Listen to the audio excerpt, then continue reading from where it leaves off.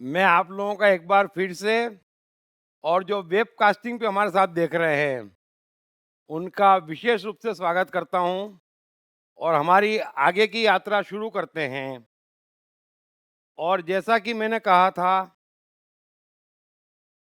कि आप भी तय करें, जब कृष्ण कह रहे हैं कि युद्ध के लिए खड़ा हो जा अर्जुन,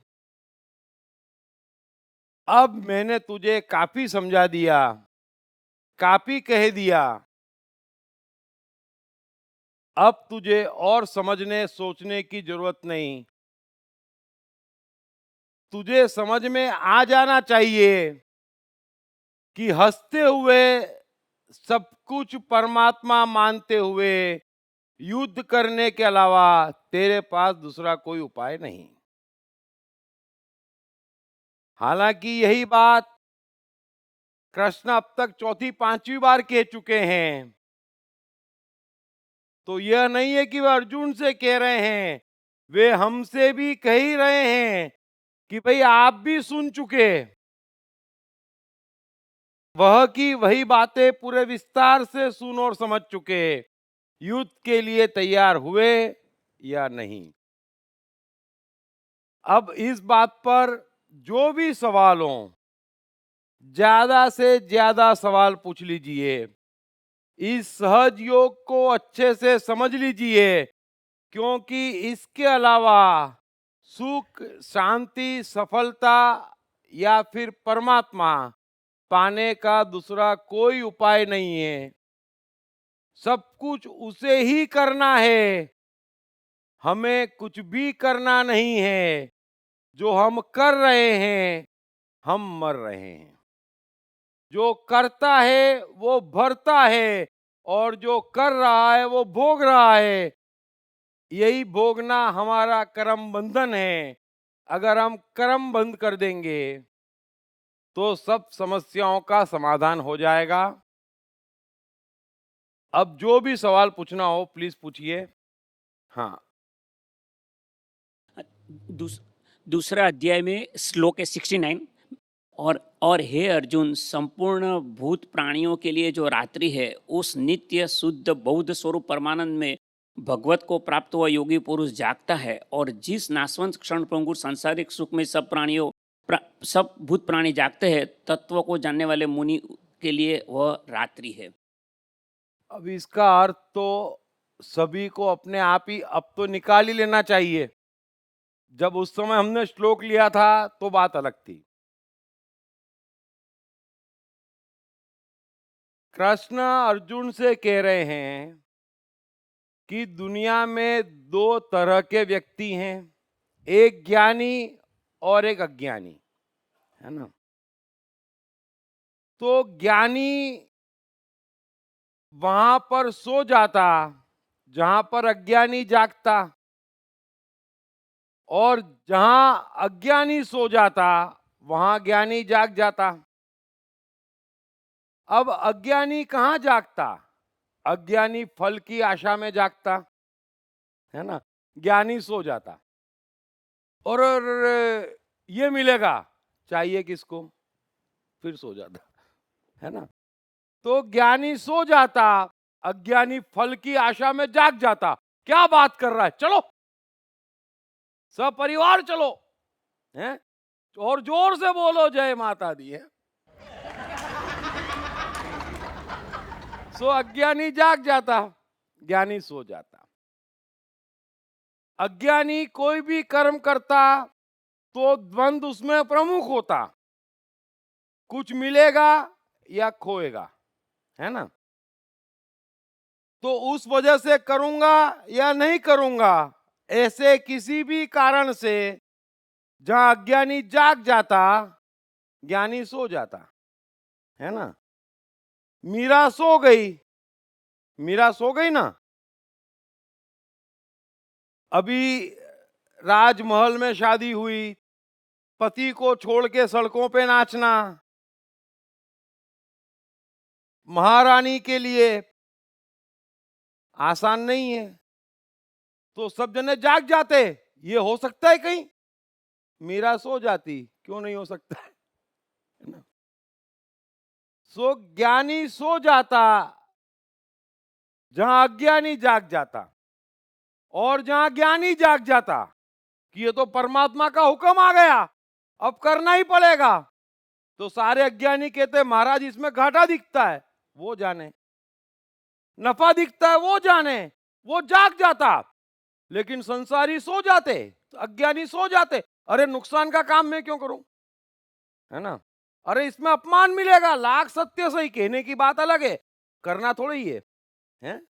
कहने की बात अलग है, किसी को यहां नुकसान नहीं करना है, अपनी आत्मा की आवाज किसी को नहीं सुननी है, सबको नफे की आवाज सुननी है, सबको मान की आवाज सुननी है, सबको सफलता की आवाज सुननी है।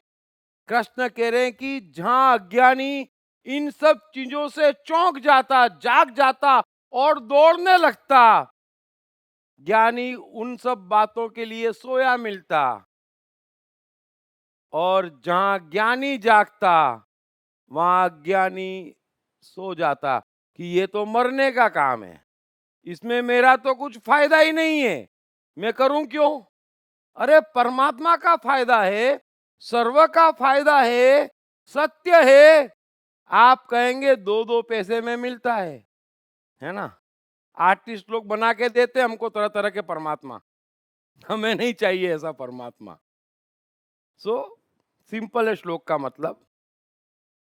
जी सर, ये जो कहानी कल सर ने सुनाई थी और आपने भी उसकी जो इंटरप्रिटेशन आपने की, कहीं ना कहीं मुझे ऐसा लग रहा है कि ये अभी जो सीरीज चल रही है उसके हिसाब से उसको फिट किया गया है। क्योंकि ये मैं इसलिए बोल रहा हूँ कि एक कहानी ऐसी भी सुनी है कि एक आदमी समुद्र में या नदी में डूबने वाला होता है, तो उसका ये विश्वास होता है कि भगवान मुझे आके बचाएगा, मेरा भगवान मुझे बचाएगा। तो वो एक जहाज आता है उसके पास, वो जहाज वाले उसको बोलते हैं कि तू आजा अंदर। अब वो छोड़ देता है उसको, कहता है नहीं मेरा भगवान ही मुझे बचाएगा। तो ऐसे करके वो डूब जाता है। तो जब वो भगवान के पास जाता है तो वो कहता है कि भगवान, मेरा आप पे पूर्ण विश्वास था और मैं चाहता था आप मुझे बचाएं, लेकिन आपने मुझे बचाया नहीं। तो भगवान उसे कहते हैं कि वो जहाज तुम्हें क्या लगता है किसने भेजे थे? तो ये हम जो कह रहे हैं कि कर्म करना चाहिए, कहीं मतलब इस आपने जो इंटरप्रेट किया उससे कहीं ना कहीं ऐसा लग रहा है कि सिर्फ आप खुद, आपको भी तो कर्म करना है जब आप इस स्पेस में हो या मतलब अर्थ पे हो। ये थोड़ा सा कंफ्यूजन हो गया, बैठ जाओ। आप है ना, जहां कंफ्यूजन नहीं होना वहां पे भी ढूंढ के लाने में मास्टर हो।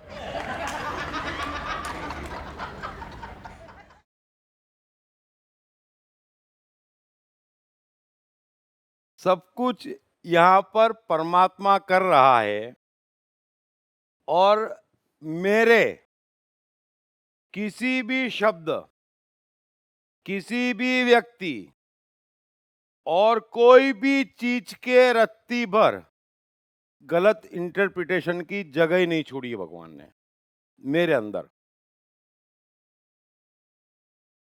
तो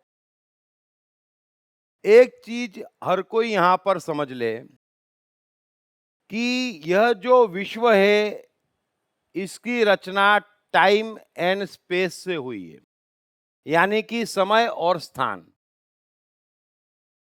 और यहां पर सब कुछ हर क्षण परिवर्तित है, कुछ भी स्थिर नहीं है। बड़े ध्यान से समझ लेना, सवाल पूछने का यही फायदा है, और पूछते रहना, मेरे कहने पे जाने का नहीं, पूछने का फायदा है ना। लेकिन क्या होता है कि थोड़ा हमें जागना पड़ेगा, इसलिए मैं आपको आज के बाद एक पूरा विज्ञान समझा रहा हूं। हालांकि टाइम और स्पेस पे जब मैं बोलूंगा तो उसका मजा अलग होगा, क्योंकि वो 15 दिन बोलूंगा। अभी आपको शॉर्ट में समझा रहा हूं।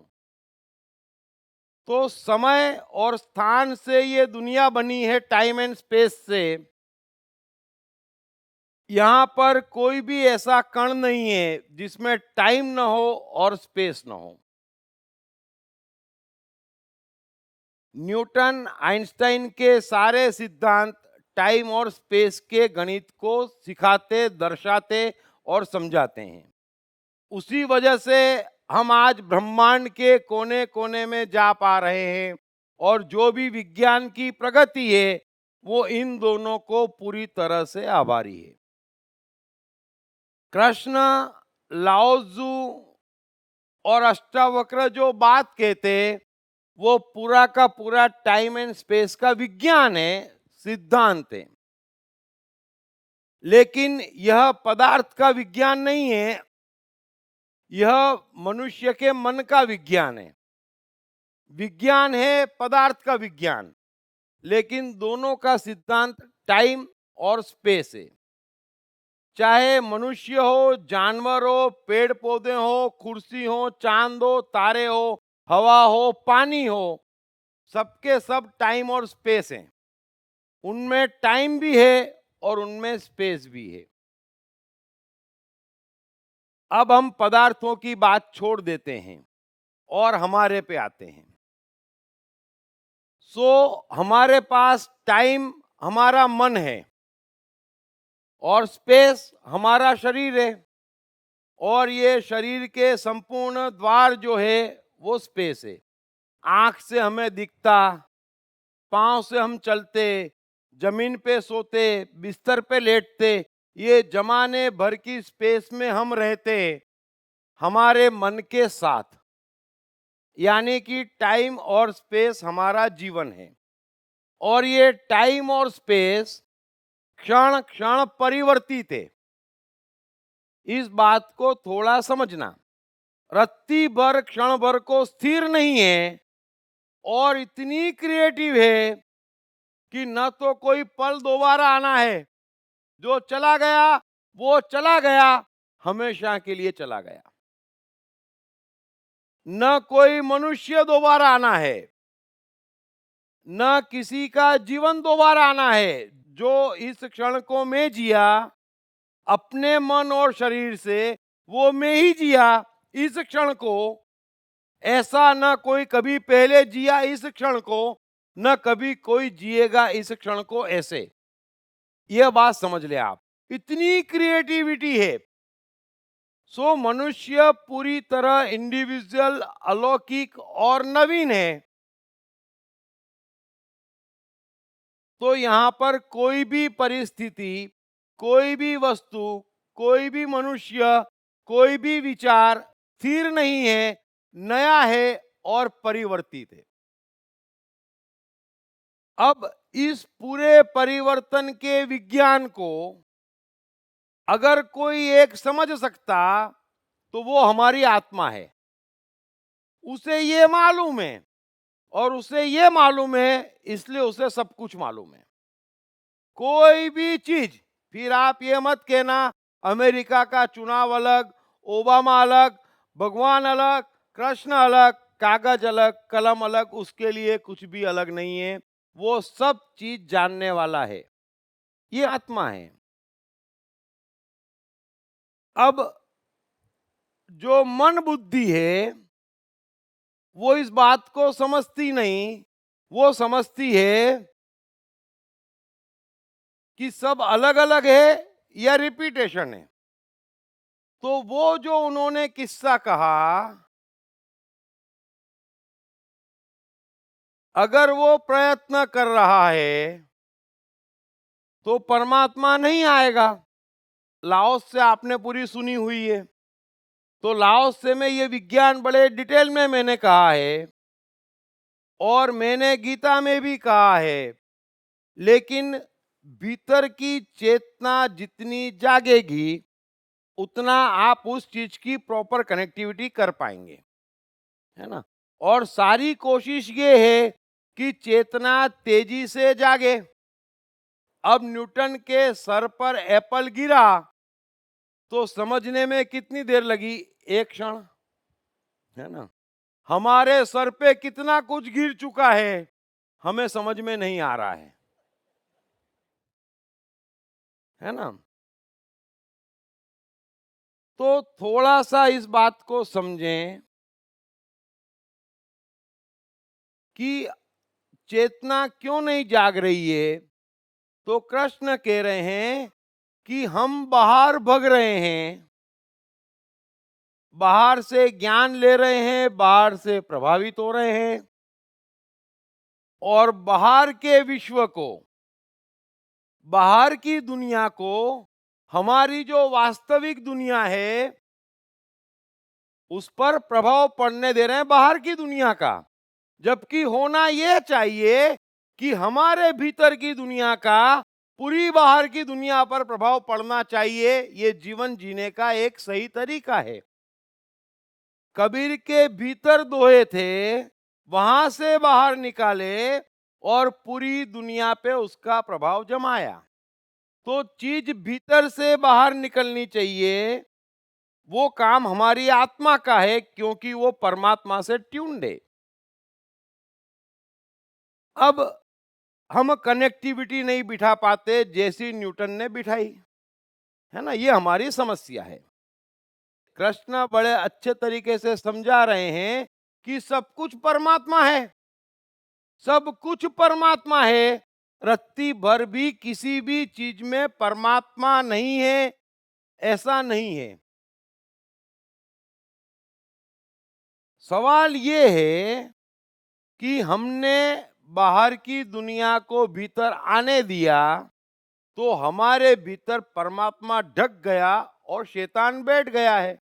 अब शैतान जब बैठ जाता है तो हमें शैतान ही शैतान और शैतानियत ही शैतानियत नजर आती है। और ये जितने शास्त्र समाज जो कुछ भी कह रहे हैं उन्हें पाप नजर आ रहा, मनुष्य में खराबी नजर आ रही। उन्हें जब मनुष्य में परमात्मा नजर नहीं आ रहा तो अन्य किसी चीज वस्तु में परमात्मा नजर आने का सवाल नहीं है। तो ये गड़बड़ क्यों हो रही है? क्योंकि हमारी चेतना जागी नहीं है। हमें ये समझ में नहीं आ रहा है कि ना यहाँ पल रिपीट होना है, ना परिस्थिति रिपीट होनी है, ना हमारे मन का ये क्षण जैसा है मन अगले क्षण वैसा नहीं रहता है। ये बात भी मैं कई बार समझा चुका हूं। दो व्यक्तियों का संबंध है, अगर वो 30 साल साथ में रहते हैं तो एक पल, एक क्षण कभी ऐसा नहीं बीतता उनका जिसमें संबंध परिवर्तित न होते हो दोनों के, है ना। एक वस्तु ऐसी नहीं है जिसके प्रति आपका चार्म हर सेकंड परिवर्तित न होता हो। सब कुछ परिवर्तनशील है। आप नदी में पांव रखते, वो का वही पानी आपको दोबारा नहीं मिलता है। अब हम क्या देखते कि हम तो फिर गंगा में नहाए, वो का वही पानी आपको दोबारा नहीं मिल रहा है। हम ये सोचते हमने फिर ऑक्सीजन ली, फिर कार्बन डाइऑक्साइड छोड़ी। हम ये नहीं समझते कि हमने नई ऑक्सीजन ली, नई कार्बन डाइऑक्साइड छोड़ी, है ना। तो हम पुरानी बात को आज कनेक्ट करने की कोशिश करते।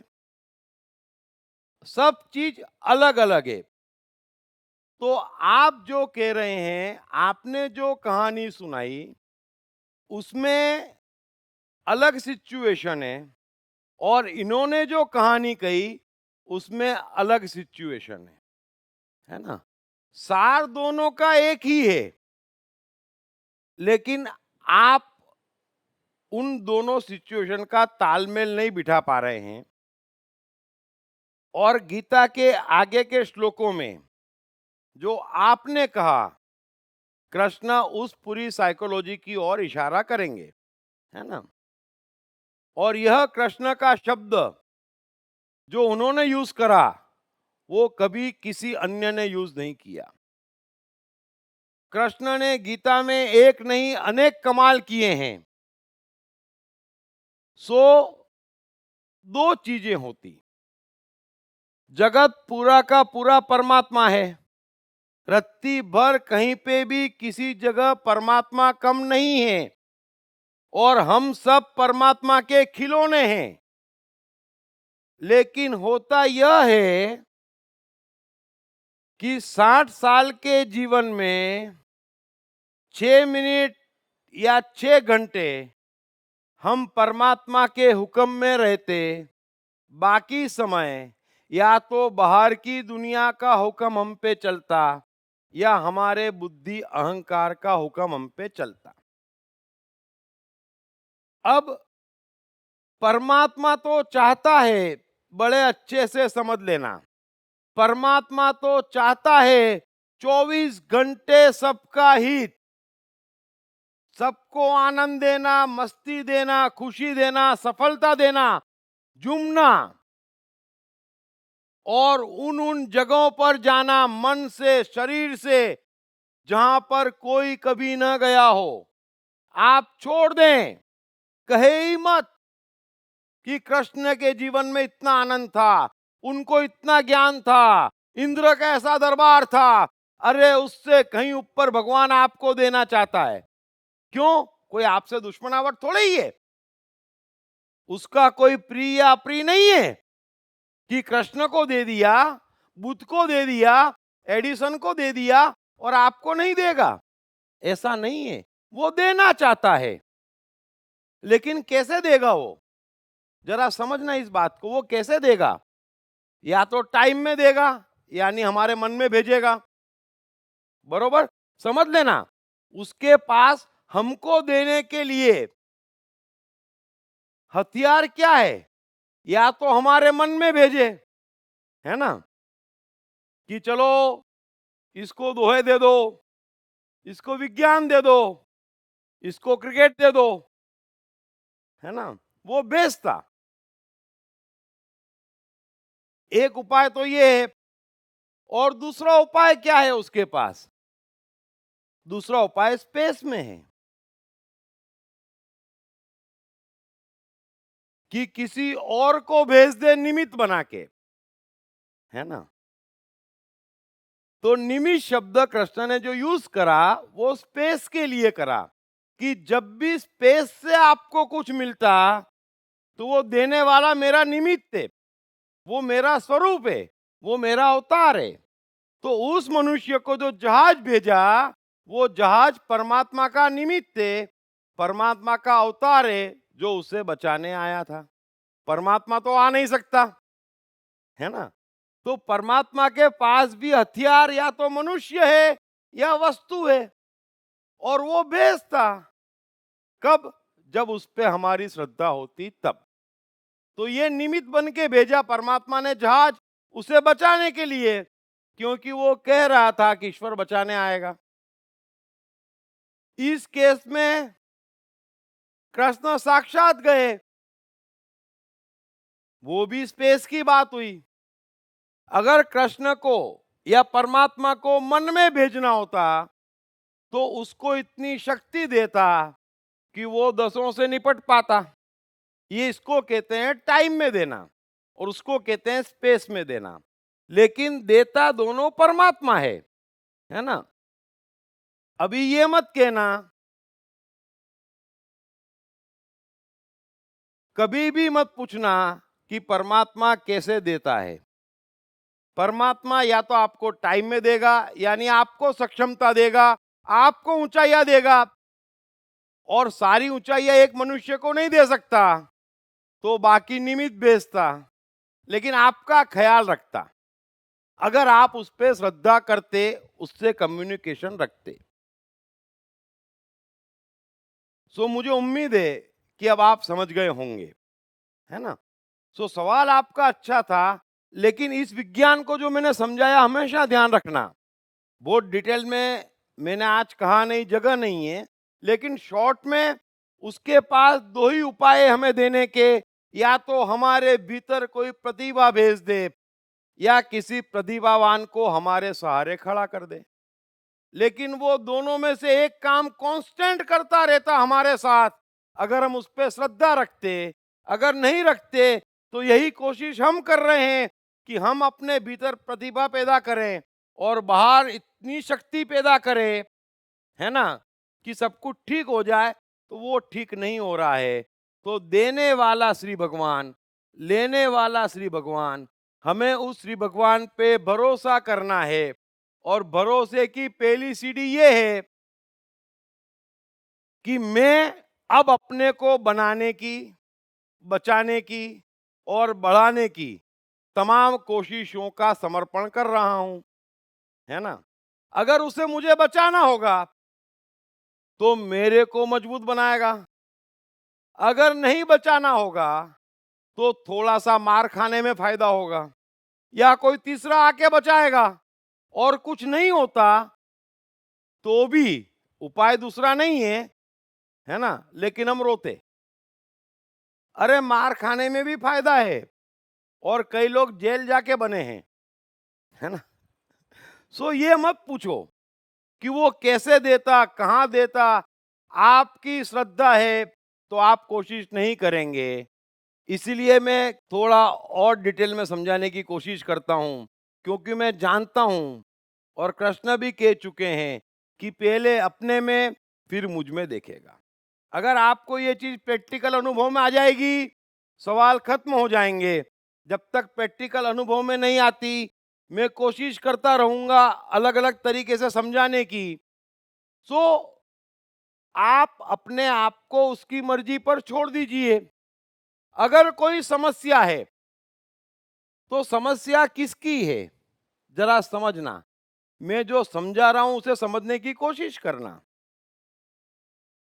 मेरे जीवन में क्या कुछ नहीं होगा, इतना बड़ा जीवन, और कोई ऐसी जगह भगवान ने नहीं छोड़ी है जहां मुझे ना भेजा हो। ऐसे ऐसे अंधकार में भेजता, मैं भी बड़ी खुशी खुशी जाता। और जब भी जाता महान उजाला आता, क्योंकि उसकी लीला वो जाने। सो अभी कोई क्या कहता, कोई क्या करना चाहता, किसके मन में क्या है, ये कभी किसी को समझाने की जरूरत नहीं है। इंसान शुरू से एक जैसा है। वो अपना हित चाहता, अपने को बचाना चाहता, वही अर्जुन चाह रहा है।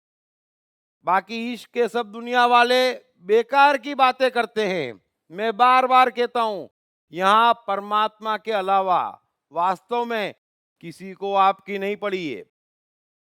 वो लंबी कामना के लिए स्त्रियां व्रत रखती ना, अगर वो ना रखे और परेशान करना बंद कर दे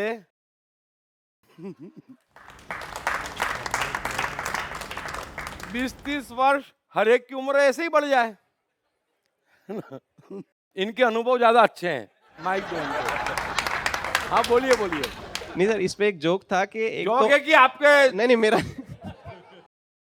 मतलब अच्छी बात नहीं है। आदमी कब मना करता, नहीं नहीं मेरे साथ ऐसा नहीं है।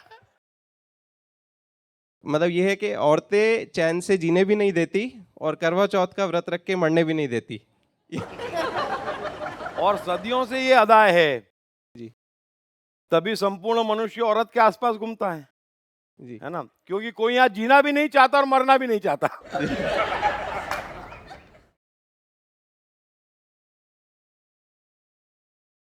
सो अगर कोई समस्या है, बैठ जाओ आप, अगर कोई उलझन है, अगर कोई कष्ट है, अगर कोई तकलीफ है, जरा गौर करना। पहली बात, ये असत्य है, और कृष्ण कह रहे हैं कि सत्य का अभाव नहीं, असत्य की सत्ता नहीं। अब आप कह रहे हैं कि कष्ट है, कष्ट क्या है मुझे बताएं, जरा हम समझने की कोशिश करें। मैं आपको बता रहा हूं कष्ट क्या है। मैं छोटी सी, हाँ बोलो, आप बोलो। हाँ सर, ये कष्ट से रिलेटेड ही एक मतलब ख्याल मन में ये आ रहा है कि जैसे हम बेसिक सबसे मोस्ट इम्पोर्टेंट ऑब्जेक्टिव क्या है कि मजे में रहे, मन खुश रहे। तो उसका मन खुश रहने का जो फॉर्मूला वो ये है कि जो आपके मन में हो वही आपके स्पेस में हो, तो आप खुश रहेंगे। एक बहुत ऊपर स्तर सिंपल, पे हाँ सिंपल। सिंपल है। अब आप समझिए कि मन में आ रही है भूख, आपको भूख लगी है और स्पेस में आपके पास खाना नहीं है, तो उस सिचुएशन में आप खुश कैसे रहें, मतलब आनंद कैसे रहें? क्योंकि भूख से तो मेरा खुद का एक्सपीरियंस यही है कि जब भूख लगती है और खाना नहीं है तो मैं तो मतलब बड़े विचलित बुद्धि हो जाता चलना हूँ। बंद हो जाती है। हाँ बिल्कुल विचलित हो जाता हूँ। आप बड़े इंपॉर्टेंट व्यक्ति है, यही बात आप उपवास करने वालों क्यों नहीं समझाते हो? कि यार भूख लगती है तब बुद्धि चलना बंद हो जाती है। उपवास आप रखते हैं, भोगना हमको पड़ता है। हेलो सर, लेकिन लेकिन जब परमात्मा के समर्पित हो जाते हैं हम या सहज योग में आ जाते हैं, तो परमात्मा अगर हमको भूख देगा तो खाना देगा ही। ये हो नहीं सकता कि अगर उसने भूख दिया और खाना नहीं दिया। नहीं, खाना तो देगा, मरने नहीं देगा। लेकिन ये जो कह रहे हैं वो थोड़ा कॉन्टेक्स्ट ये कह रहे हैं कि मुझे अब भी भूख लगी, अब भी चाहिए, और नहीं है सपोज, तो बुद्धि चलना बंद हो जाती है। कॉन्टेक्स्ट ये कह रहे हैं वो, है ना। आप जो कह रहे हैं वो कॉन्टेक्स्ट एकदम परफेक्ट है कि वो सब कुछ देता है, लेकिन वो थोड़ा समय इधर उधर हो सकता है ना। देखो, हमको भूख लगी और खाना नहीं मिला, यानी कि टाइम में भूख लगी और स्पेस में खाना नहीं है, बरोबर है। ये एक नेचुरली शरीर की डिस्टर्ब सिचुएशन है, नेचुरली शरीर की डिस्टर्ब सिचुएशन है, हमारी पैदा की हुई नहीं है। एक सिचुएशन हम पैदा करते हैं कि हमें मर्सिडीज चाहिए और मिल नहीं रही है, ये हमारी पैदा की सिचुएशन है। तो कृष्ण वही बात अर्जुन को समझा रहे हैं। गीता की शुरुआत ही ये है कि जो सत्य है और जो अटल हो चुका वही सत्य है। जो बदला जा सके वो सत्य नहीं है। अगर आप इस स्थिति को बदल सकते तो ये सत्य ना बचता। अगर आप खाना खोज सकते, कोई खाना देने वाला होता, है ना, कुछ नहीं तो कच्ची घास भी खा ही लेते ऐसे समय, कोई बड़ी बात नहीं है।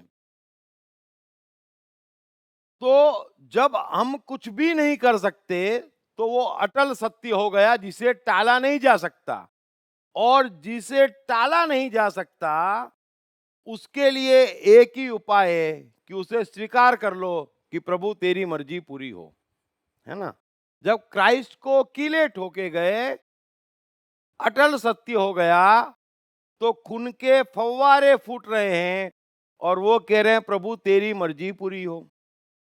तो अर्जुन को कृष्ण यही कह रहे हैं कि युद्ध अटल सत्य है, क्योंकि तेरे मन में है, सामने है, और कोई तुझे भागने नहीं देगा। अतः ये परिस्थिति बदलने वाली नहीं है। अतः तू इसे हंसते हुए स्वीकार ले और दिल खोल के हंस के युद्ध कर ले। तो जब भी हम अटल सत्य में फंसते जो हमारे हाथ में नहीं है ना, तो उसे हंसते हुए स्वीकारना ही परमात्मा की परीक्षा है, जिसमें हमको 100 में से ज्यादातर नंबर लाने हैं। जी, ठीक है। अच्छा, एक और जो आप बात बोलते हैं, मतलब जो हम समझ रहे हैं कि जो नेचर से आया उसको निकाल देना चाहिए। तो कल आपका लेक्चर सुनने के बाद जब मैं सोया तो एक ख्याल आया मेरे मन में कि ये चीज़ अगर हम शरीर के स्तर पे समझे तो बड़ी आसान है कि नेचर से आपको टॉयलेट जाने का प्रेशर हुआ समझिए, तो आप निकालेंगे ही निकालेंगे, नहीं तो गड़बड़ हो जाएगी, या भूख लगी तो खाएंगे नहीं तो गड़बड़ हो जाएगी। तो मेरे ख्याल से क्योंकि ये चीज़ें दृश्य में है इसलिए हमारे अनुभव में और आसानी से समझ आ जाती हैं, लेकिन मन के स्तर पे वो क्योंकि दृश्य में नहीं है तो हम शायद समझ नहीं पाते कि अगर वो जो नेचर से आ रहा है और हम नहीं निकाल रहे हैं तो वो कहीं ना कहीं गड़बड़ करेगा। कर ही रहा है ना। जी। मैं पूछता हूँ आपसे, बात कुछ भी नहीं और इतनी चिंता क्यों पकड़ती है? क्योंकि जब चिंता हुई तब दबा दी। जी। बात कुछ भी नहीं है, ईर्ष्या क्यों पकड़ती है? क्योंकि जब पहली बार हुई तो दबा दी। बात कुछ भी नहीं है लेकिन बात बात पे क्रोध क्यों आता है? क्योंकि आपने दबा दिया। जो प्रकृति के नियम में नहीं है, आप दबा सकते ही नहीं है। आप निकाल देते, निकल जाता, बात समाप्त हो जाती। आपने नहीं निकाला, वो विकृत होके बढ़ता जा रहा है। जी। कमरे में चूहे हैं, आप बोलेंगे खराब चीजें चूहे होना, दरवाजा बंद कर दो, तो चूहे बढ़ते चले जाएंगे। दरवाजा खोल दो, चूहे भाग जाएंगे, बात समाप्त हो गई। Thank you so much.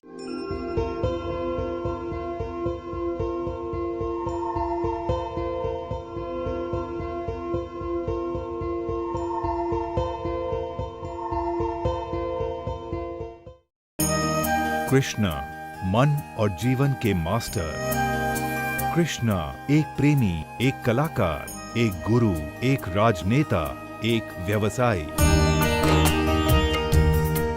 Krishna शून्य से सृजन करने का एक श्रेष्ठ उदाहरण।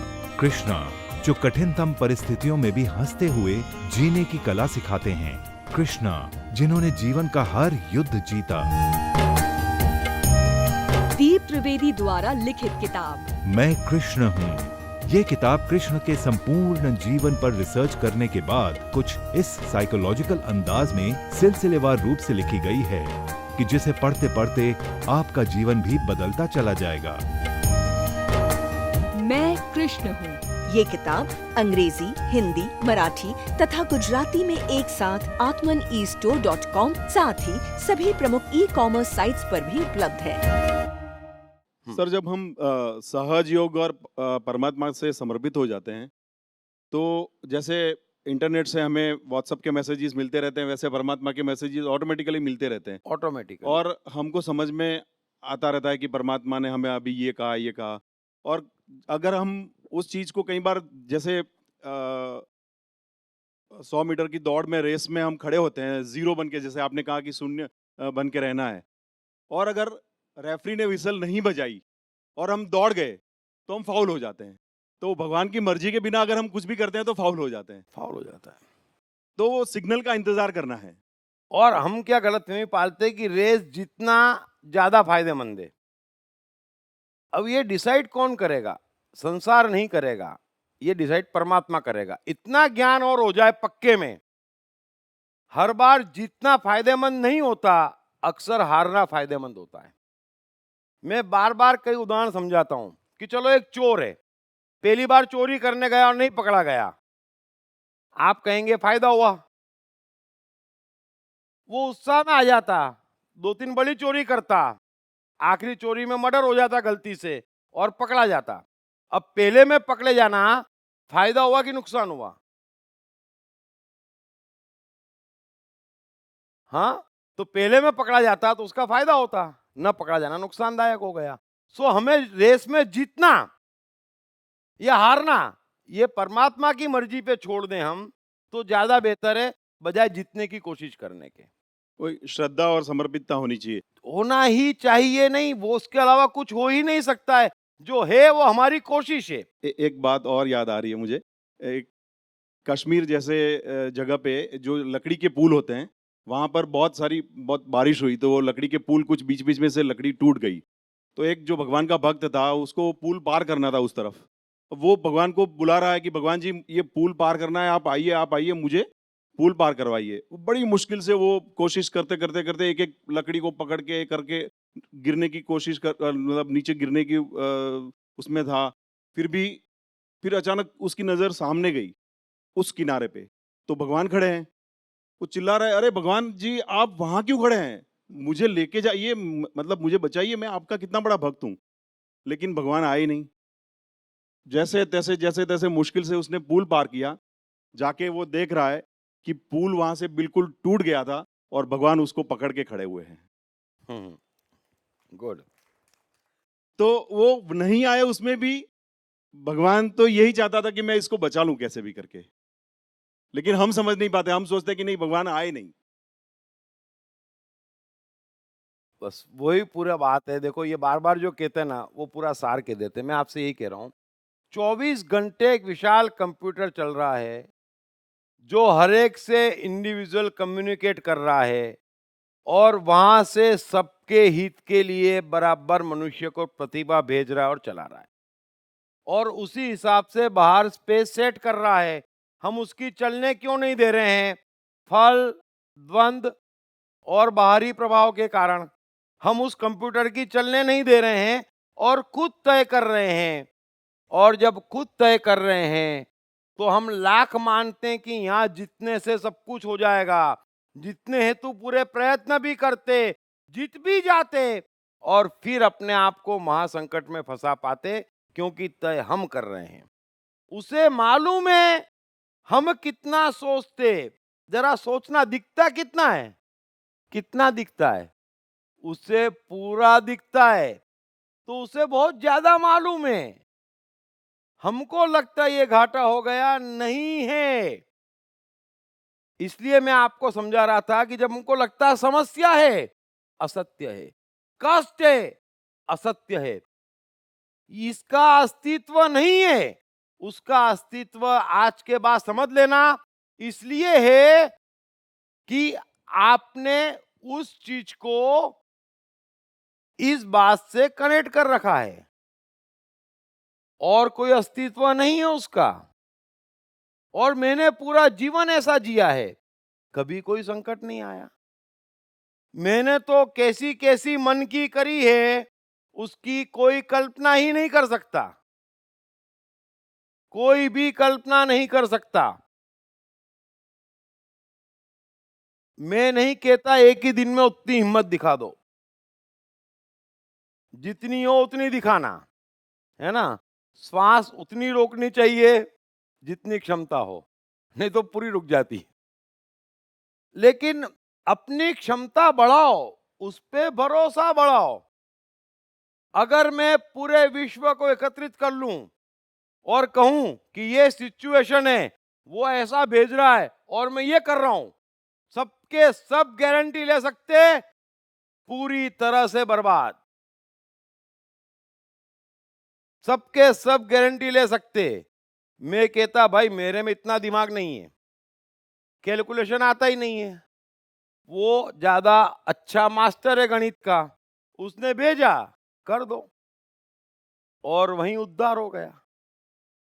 सो उसके रहस्य जानने समझने के लिए हम यहां नहीं आए हैं, उसके इंस्ट्रक्शन को फॉलो करने आए हैं। कृष्ण के सारे प्रयास ये हैं, मेरे सारे प्रयास ये हैं कि उसकी इंस्ट्रक्शन सुन सकें। वो क्यों नहीं सुन पा रहे हैं?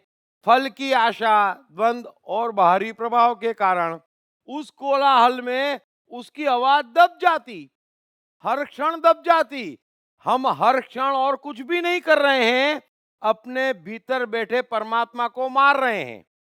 हम अपने आप को कुछ भी समझें, कुछ भी करें, कुछ भी कहें, 24 घंटे हमारा यह कृत्य चालू है कि वो करने को कुछ और कह रहा है, जीने को कुछ और तरीके से कह रहा है, और हम कुछ और तरीके से जी रहे, कुछ और कर रहे। वो बनाना कुछ और चाह रहा, हम कुछ और बन रहे।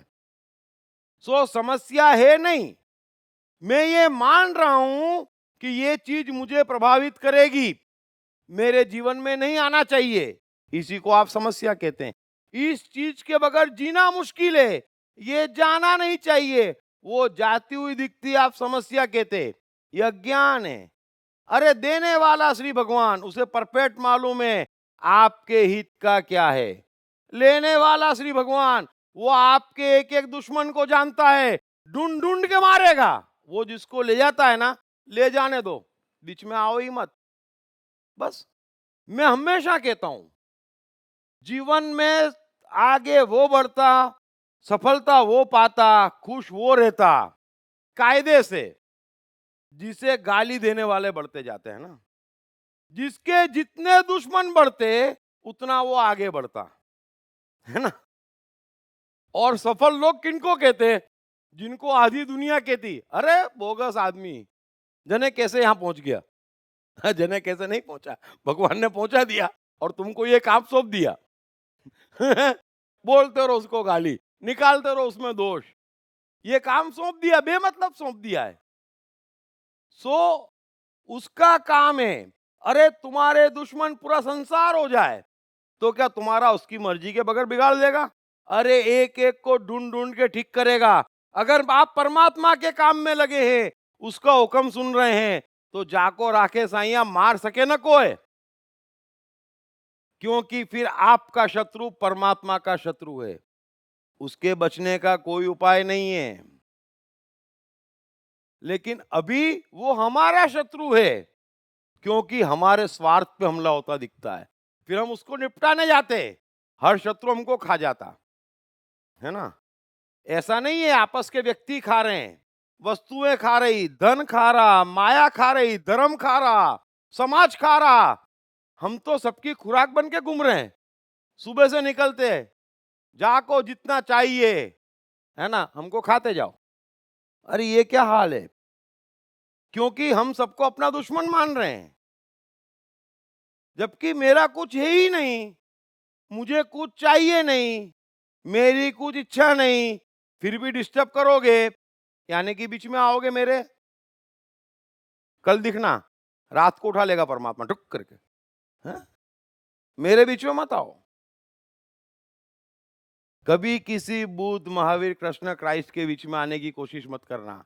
कभी एडिसन, वॉल्ट डिज्नी के बीच में आने की कोशिश मत करना। और इसीलिए मैं बार बार कहता हूं, वो सब दूर हैं। मेहरबानी करके 2, 3, 4 साल के बच्चों के बीच में आने की कोशिश मत करना। हम बीच में आते हैं ना, उसी की प्रसादी हमको मिल रही है। चुन चुन के भगवान हमको दे रहा है, जो हम बच्चों को परेशान कर रहे हैं। सो समस्या है नहीं, पहली बात। दूसरी बात, अगर प्रभु उसको समस्या समझ रहा होगा, आज के बाद समझ लेना, कितना भी बड़ा संकट आ जाए, आप हाथ में पत्थर मत उठाना। जो इनकी बात है ना, समझ लेना, जितने पत्थर उठाओगे समस्या भी तुम्हारे सर पे पड़ेगी और तुम्हारे पत्थर भी तुम्हारे सर पे पड़ेंगे। अगर वो समस्या सुलटानी होगी, अगर वो वाकई समस्या होगी, तो प्रभु आपको 100% सॉल्यूशन भेजेगा। या तो टाइम में भेजेगा, यानी कि मन में कि यस, ये आइडिया नहीं आता 100%, चुपचाप बैठ जाओ। या तो किसी को निमित बन के भेजेगा, अरे मैं तो इसका मास्टर हूं, तो निपटाना भाई, बस। और इन दोनों में से कुछ नहीं होता तो जो होता है होने देना। कुछ भी नहीं होगा, आप बच जाओगे। हम करते क्या है, हम कुछ भी, इतनी सी बात होती पत्थर उठा लेते। बात कुछ भी नहीं है, बात कुछ भी नहीं है। मैंने तो ऐसे ऐसे लोग देखे हैं, पेपर में न्यूज आती, इसके वहां रेड पड़ी, 50 जने काम पे लग जाते कागज साफ करने के, कमाई हो ना हो, है ना। और जल्दीबाजी में काम के कागज फाड़ के फेंक देते। पत्थर क्यों उठा रहे हैं? तरह तरह के लोग देखें। नींद ही नहीं आती जब तक शाम पड़े, 20-30 समस्या सर पे न हो और आसपास वालों को बोले ना, तेरे को मालूम है मेरे को कितने कष्ट है। अरे तो मैं क्या करूं यार, वो सुनाने बैठते। तो समस्या है नहीं, ये बात मैंने आपको समझाई, समस्या है ही नहीं। अगर समस्या होगी और वाकई होगी, तो उसका सॉल्यूशन उसकी मास्टर की आपके मन में भेजेगा, या किसी को मास्टर की भेज के आपके दरवाजे पे खड़ा कर देगा। और इन दोनों में से कुछ नहीं होता तो तेरी मर्जी, तू जाने, मेरा क्या। आप लेके आए थे, जिस जिस चीज को आप नुकसान मान रहे हैं, उसमें से कुछ आप लेके आए थे, तो वो खो जाएगी तो आपकी कैसे खो जाएगी, जरा समझना। बेमतलब की बात। तो देने वाला श्री भगवान, लेने वाला श्री भगवान, वो समस्या हो ही नहीं सकती जिसका आपके हाथ में समाधान ना हो। चलो इतनी बात चली है तो एक जादू और कह देता हूं आपको। मैंने पहले ही कहा, मन एक बार में एक जगह रह सकता, ये कुदरत की लीला है। शरीर एक बार में एक जगह रह सकता, ये कुदरत की लीला है ना। तो दोनों एक साथ रहना चाहिए और आपको पूरे के पूरे वहां होना चाहिए, ये भी कुदरत की लीला है। अब समस्या क्या है, यही है कि वो नहीं हो रहा है। और कोई समस्या नहीं है जीवन में, और कोई समस्या है, जरा गौर करना। हो आपके मन में एक चीज सकती, हो आप एक जगह सकते, होना आपको वहां चाहिए, आप वहां है ही नहीं, है ना। ये समस्या है। वो क्यों नहीं है? क्योंकि तरह तरह की बातें सुन के जो एक प्रायोरिटी, एक निश्चय होना चाहिए, और ये अपने आप होना चाहिए और जीवन भर होता चला जाना चाहिए। इतना खूबसूरत खेल है कि हमें कुछ करना ही नहीं है, ये होता ही चला जाएगा। फिर हम कहां जा रहे हैं, क्या कर रहे हैं, क्या नहीं कर रहे हैं, छोड़। बीच में बोलेगा परमात्मा ले जाएगा, चुप, हम करो बस। ये होना चाहिए, ये नहीं हो रहा है। क्यों नहीं हो रहा है? क्योंकि बाहर से बहुत कुछ सुन चुके हैं। अब क्या है, अब हमको लगता यहां पे भी जाना चाहिए, वहां पे भी जाना चाहिए, यहां पे भी होना चाहिए, वहां पे भी होना चाहिए, है ना। ये भी इंपॉर्टेंट है, वो भी इंपॉर्टेंट है, मन में भी प्रॉब्लम, 1000 चीजें प्रायोरिटी। शरीर को भी 1000 प्रायोरिटी। यही हमारी समस्या है। आपको सॉल्यूशन बता रहा हूं मैं। अब मन में 1000 प्रायोरिटी, आप सोचते इसी समय मुझे अस्पताल में भी होना चाहिए, ऑफिस में भी होना चाहिए, और आज तो शुक्रवार है, नमाज भी पढ़ना चाहिए। यही समस्या है ना, और कोई समस्या तो है नहीं। यही समस्या है कि 1000 जगह होना चाहिए, 1000 विचार चल रहे हैं। तो चलो एक और जादू बताता हूं। 1000 समस्याएं हैं, सब अर्जेंट है, कोई एक पकड़ लो जो आपकी सबसे बड़ी दुखती नस हो, और बाकी सबको टोटल छोड़ दो भगवान भरोसे। वहां तो भगवान को आने दो कि भाई ये 6 समस्या है, चलिए 100 समस्या है ना। मेरे को सुबह उठना है, रात को सोना है, इस बीच में मुझे मालूम है मुझे क्या और कितना करना है। बस जो एक चीज मैंने पकड़ ली, बाकी की चीजों को मैं मानता ही नहीं कि अस्तित्व में है। जो अस्पताल में है वो उसकी जाने, जहां नुकसान हो रहा है धंधे में वो उसका जाने। मैं अभी बोल रहा हूं, बाकी सब भगवान भरोसे छोड़ दिया। जब फुर्सत मिलेगी रिपोर्ट ले लूंगा, कितना बचा, कितने बचे और क्या बचा। मेरी क्या समस्या, तू निपटा। चलो अपना मेन काम नहीं देते, साइड काम तो भगवान को दो कि चल मैं ये कर रहा हूं, बाकी सब तू निपटा, तो भी आपके जीवन में चमत्कार हो जाएगा। सवाल पूछ लो। चलो सर एक मिनट, मैं ऐसा मतलब अनुभव करता हूँ, ऐसा अनुभव किया होता है जब हम परमात्मा से समर्पित हो जाते हैं या सहयोग में आ जाते हैं, तो पूरा जीवन ही ध्यानमय हो जाता है, मतलब ध्यानमय। मेडिटेशन हो जाता है, और फिर जीवन एक उत्सव बन जाता है। ऑटोमेटिकली सब कुछ सब अच्छा लगने लगता है। हाँ, बिल्कुल सही है, क्योंकि बुरा कुछ हो ही नहीं रहा है। हम मान रहे हैं वो बुरा हो रहा है, हो तो रहा ही नहीं है। वास्तव में जो हुआ अच्छा हुआ। अगर वो आपको नहीं दिख रहा है कि अच्छा हुआ, तो गड़बड़ आप में है। जो हो रहा है वो तो अति खूबसूरत हो रहा है, लेकिन हमको दिख नहीं रहा है ऐसा, इसलिए हमको लगता है कि जो होगा खराब होगा। ये तीनों तीन हमारे संशय है, हमारे भ्रम है, जो बाहरी प्रभाव के कारण हम झेलने को मजबूर हैं।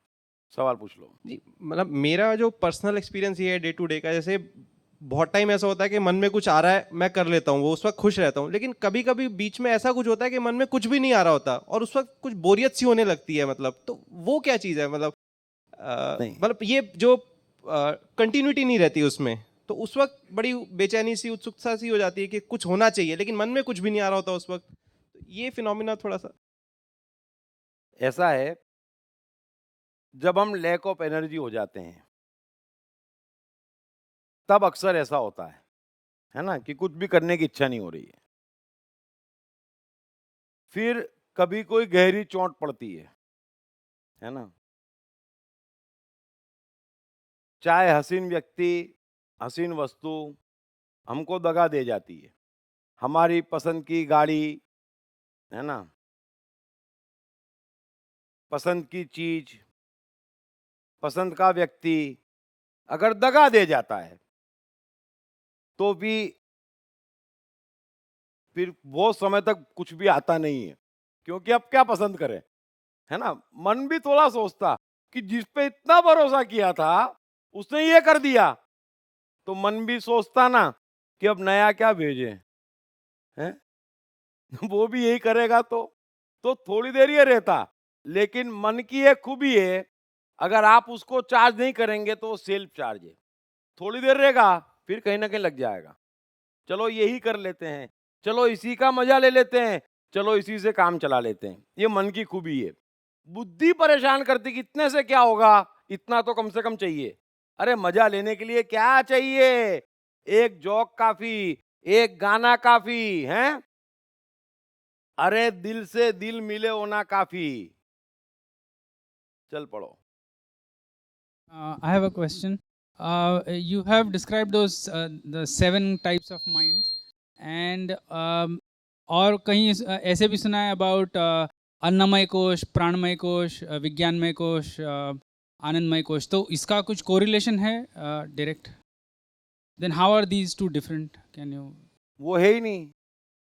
आप बताओ क्या होता है आनंद कोश।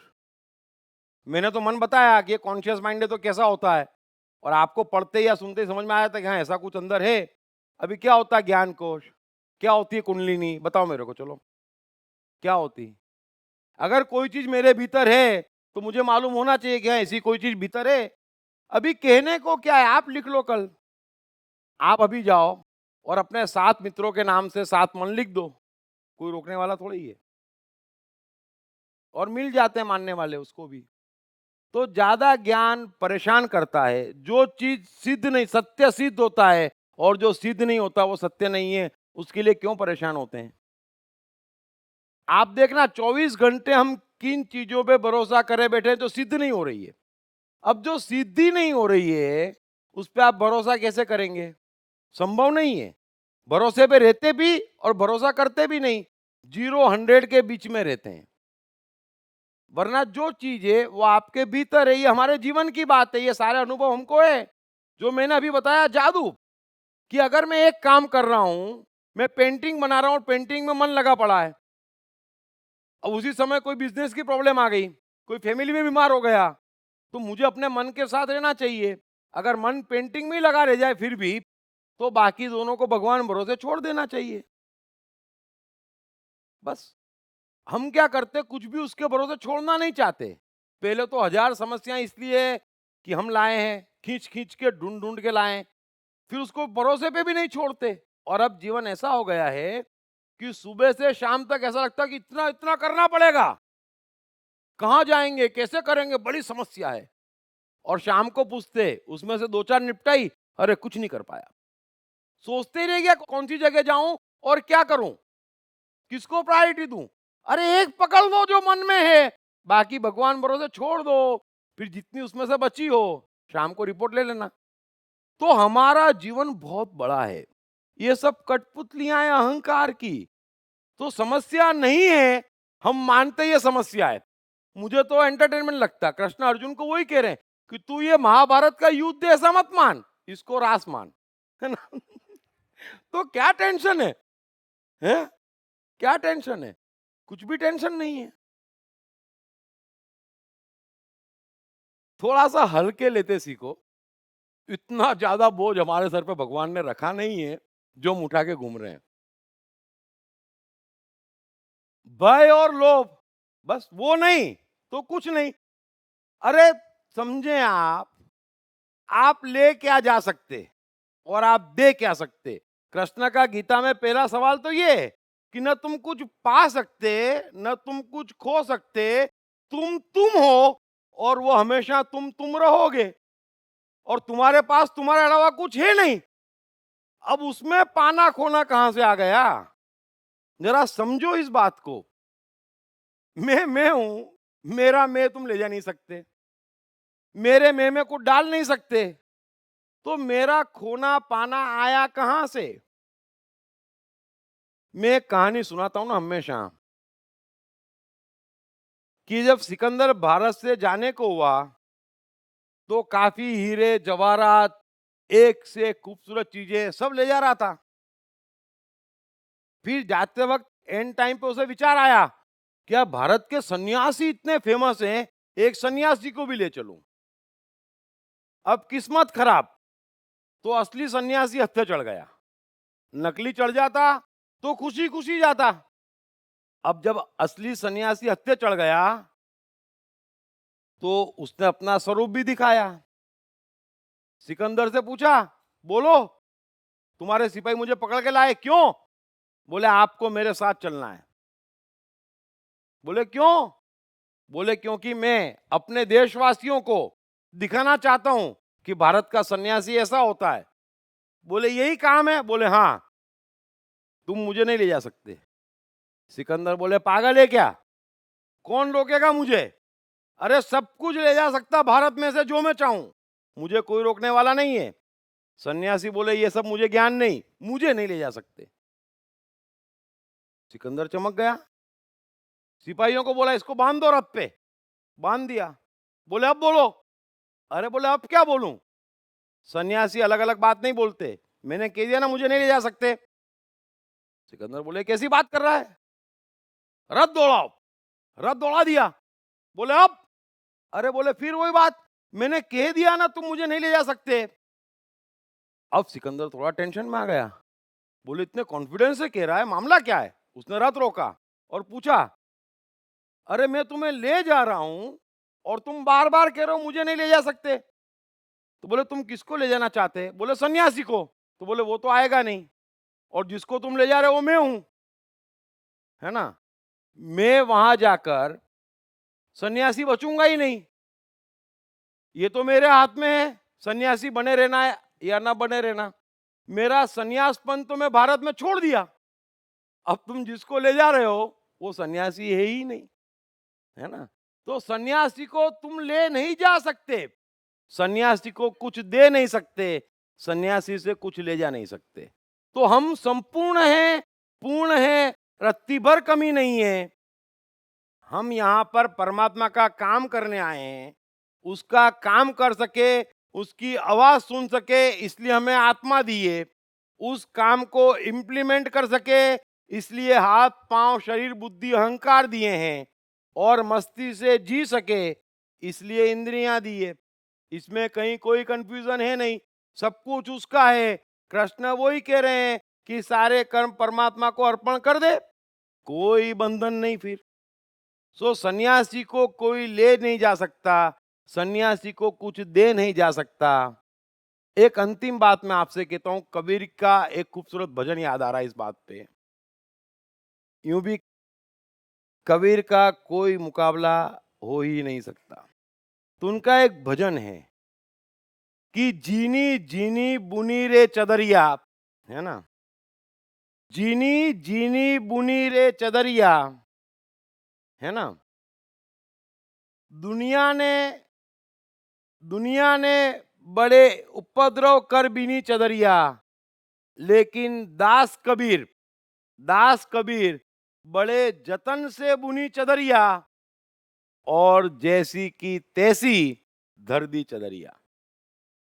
मतलब ये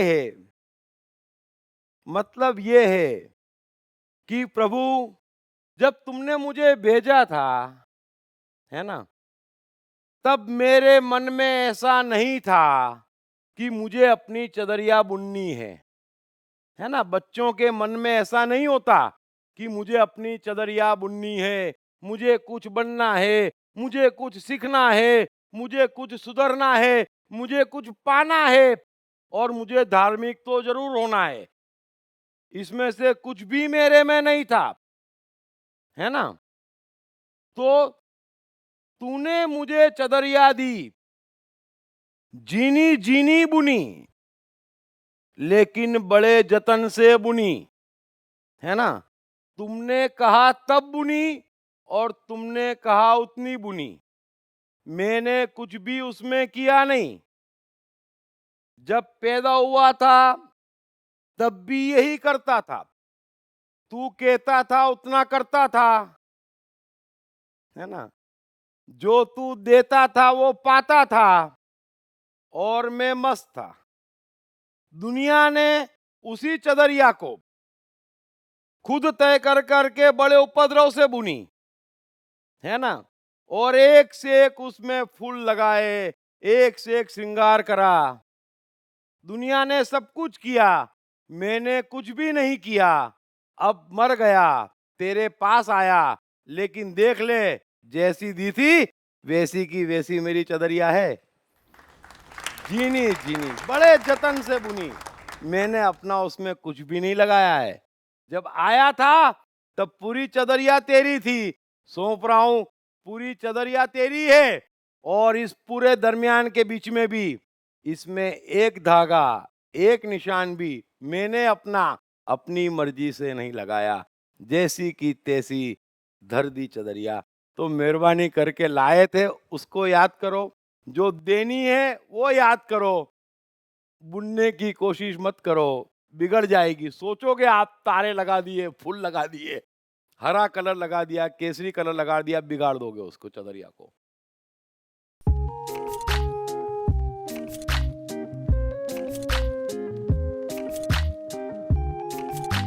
हाय, मेरा नाम शील कुमार अवस्थी है और मैं बैंक में काम करता हूँ as a senior manager. My name is Omkar Kulkarni and I'm a engineering student. मेरा नाम जयराम प्रसाद है, मैं सेल्फ एम्प्लॉयड हूँ। मैंने इनकी बुक पढ़ी I am the mind. Sir ने I am the mind book में बहुत क्लियरली मेंशन किया है कि माइंड किस तरीके से वर्क करता है, कैसे प्रॉब्लम्स को क्रिएट करता है और इसका सोल्यूशन क्या है लाइफ में।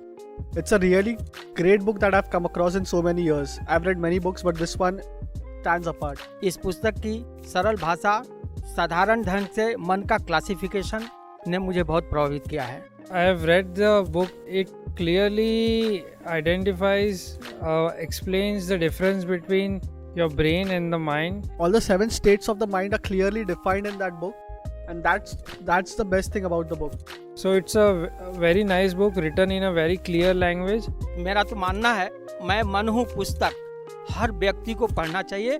ये जिंदगी को आसान बनाने का सरलतम तरीका है। अगर ये आई एम द माइंड एक बार समझ में आ गई, it is going to make the magic in the life.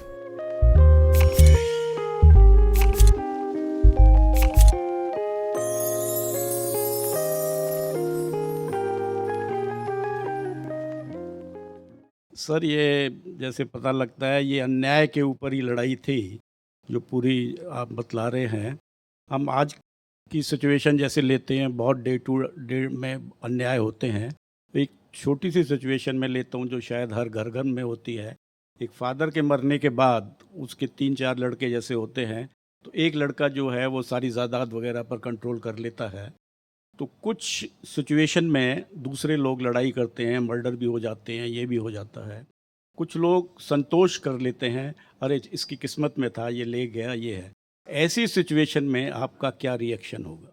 नहीं, देखो, बहुत अच्छा सवाल किया आपने। परमात्मा न्याय है ना? तो फादर लिख के गए नहीं गए इसका महत्व नहीं है। संपत्ति फादर की थी, डिस्प्यूटेड नहीं है। अगर लिख के नहीं गए तो उनकी इच्छा क्या रही हो ये हमें मालूम होना चाहिए। अगर उनकी इच्छा के विपरीत कुछ हो रहा है तो बराबर उसे रोकना चाहिए। अगर वो रोकने की क्षमता हमारे में नहीं है तो हमें स्वीकार लेना पड़ेगा, लेकिन क्षमता है तो रोकना पड़ेगा। उसे मोह या लोभ नहीं कहते हैं। गलत को सहारा देंगे तो कल वो दूसरे 10 की संपत्ति खाएगा, समझे ना? अगर चोर को जेल में हलवा पूरी देंगे तो आज अगर 1 लाख लोग जेल में हैं, कल 10 लाख और परसों 1 करोड़ हफ्ते भर में पहुंच जाएंगे, है ना? तो चोरों को हलवा पूरी नहीं दी जाती। क्षमता हमारी होना चाहिए परमात्मा को इस्टेब्लिश करने की। उसको लोभ नहीं कहते जब आप न्याय की स्थापना करते। लेकिन वो जो पैसा आए न्याय से वो परमात्मा का है, क्योंकि वो कोशिश भी आपने परमात्मीय करी है। अगर अपने लिए करेंगे तो उस पैसे को अपना मानेंगे। अगर ये मानेंगे कि परमात्मा ऐसा ही करने को कहता है, ऐसी सिचुएशन में मैंने ऐसा ही करा, शक्ति उसकी, न्याय की स्थापना करी, ये धन आया, ये धन भी उसका, तेरा तुझको अर्पण क्या लागे मेरा।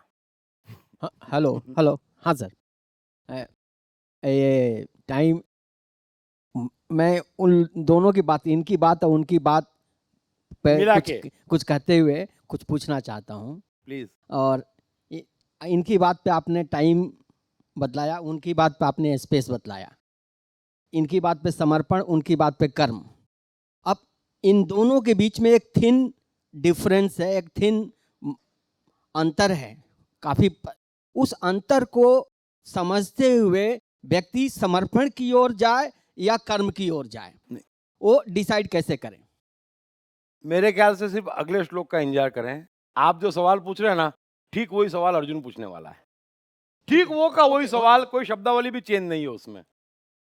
ओके, जो इस चैप्टर से रिलेटेड कुछ क्वेश्चंस हैं वो, हाँ वो पूछ लीजिए ना आप। 1 मिनट इनका क्वेश्चन ले लूं? हाँ ले लीजिए प्लीज।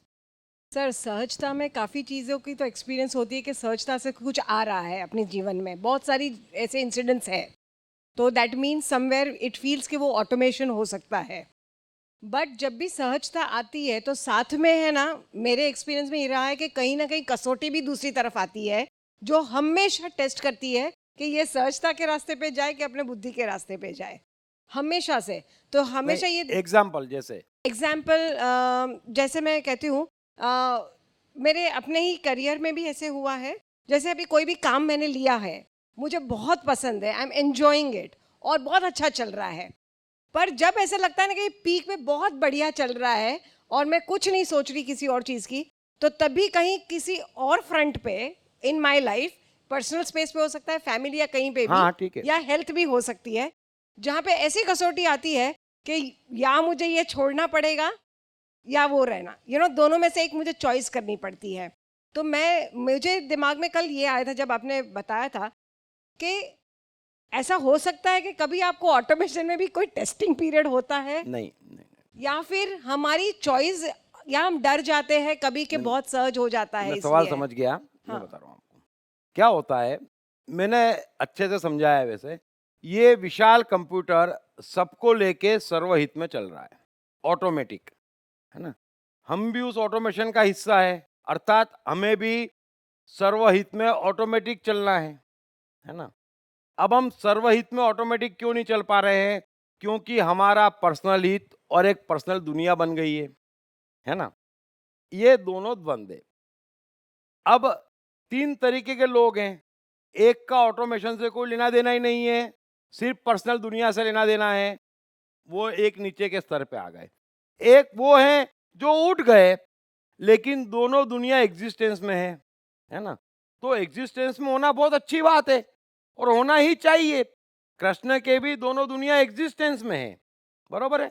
अगर मुझे इस समय सर्व का कोई काम नहीं है तो मैं अपनी पर्सनल दुनिया का दिल खोल के पूरा मजा लूंगा, ये मेरा कर्तव्य है।